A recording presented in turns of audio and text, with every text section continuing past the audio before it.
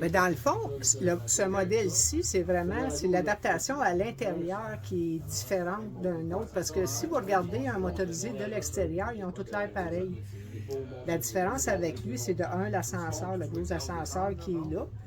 Ça vient de l'usine comme ça. C'est pas quelque chose qui est ajouté par après. Fait que c'est très solide, là. C'est fait... parce que on a déjà emmené une personne là, qui avait un fauteuil roulant électrique. Ça, c'est lourd. Ça lève ça avec le poids de la personne sans aucun problème.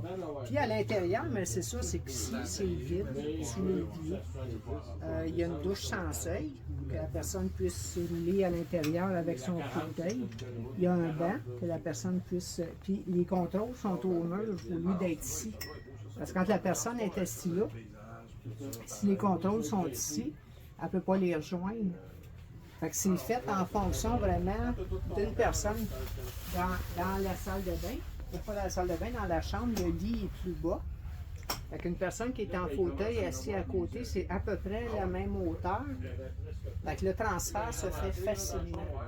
Mais pour le reste, là, c'est pareil. On a 3 thermopompes, chauffées et climatisées.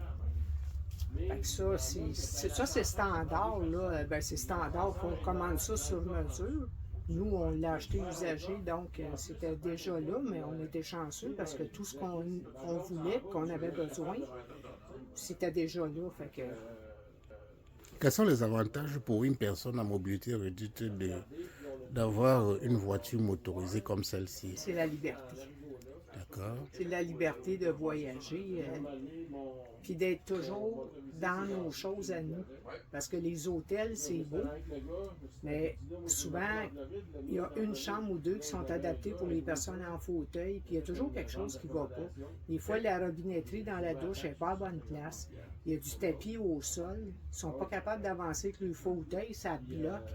Le lit est trop haut, le matelas il est trop dur, ils sont portés à faire des plaies. Tandis que mon conjoint, lui, il a un matelas thérapeutique. Fait qu'il ne peut pas faire de plaie de lit avec ça. C'est d'être toujours dans nos choses à nous. Mais notre terrain de jeu, c'est l'Amérique du Nord. On peut aller partout où on veut, en respectant les limites de temps, là, mais c'est vraiment la liberté. Est-ce que toutes les personnes handicapées peuvent avoir accès à une voiture motorisée? C'est toujours question, non, malheureusement non. Là, nous, c'est parce qu'on, mon conjoint, il a quand même un fonds de pension. J'ai vendu ma maison, j'ai un peu de liquidité là-dessus.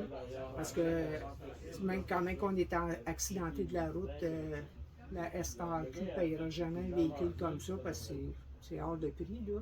C'est pas que c'est hors de prix, mais ils vont payer pour l'adaptation d'un véhicule. Comme la conduite manuelle, des choses comme ça, ils vont payer pour ça.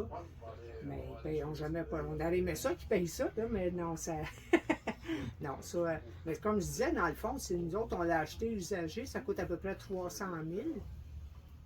Mais quelqu'un qui pourrait. Quelqu'un qui déciderait d'avoir ce style de vie de nomade, c'est comme une vie de nomade, dans le fond. Voulez-vous passer? Ouais, je veux juste un petit coup d'œil rapide. Oui. Un petit coup d'œil rapide. Oui, Puis, pas de trouble. c'est beau, ça. Ça, les marches, ça, c'est pas pour mon conjoint, c'est pour mon chien. Ça, je me disais, ils montent par là pour aller se coucher. Oui.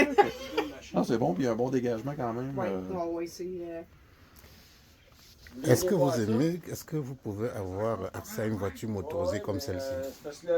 Si je peux avoir accès à ça? Oui, est-ce que ça vous intéresse d'avoir une voiture motorisée? Ben, avoir de l'argent, oui. Non, c'est parce que monsieur est journaliste. Je suis journaliste, je suis handicapé, mais je suis journaliste. OK. Bon. Ben oui, dites-nous ce que ben, vous c'est sûr que pensez. il n'y en a pas beaucoup, je dirais qu'il n'y en a pas en location au Québec. Là. Ça serait un besoin. Il y a beaucoup de choses qu'il devrait avoir en location comme ça, entre autres, ou que ce soit des roulottes adaptées, peu importe. Fait que ça serait vraiment énormément, parce que c'est pas tout le monde qui ont les moyens d'acheter ça. Fait que si on peut louer pour quelques jours, semaines, ou quoi que ce soit, là, ça serait vraiment agréable. Parce que vers Saint-Cyr, en loup, des motorisés... Il faut adapter.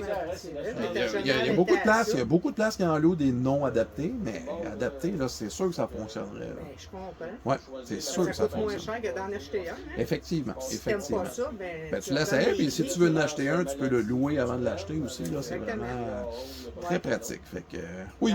Avant Répondre simplement à la question, oui. Oui. Ben, est-ce que Avant vous avez... d'acheter, t'appelles mon chum puis tu lui demandes des conseils. Oui, ben exactement. Fait que, oui. Ouais.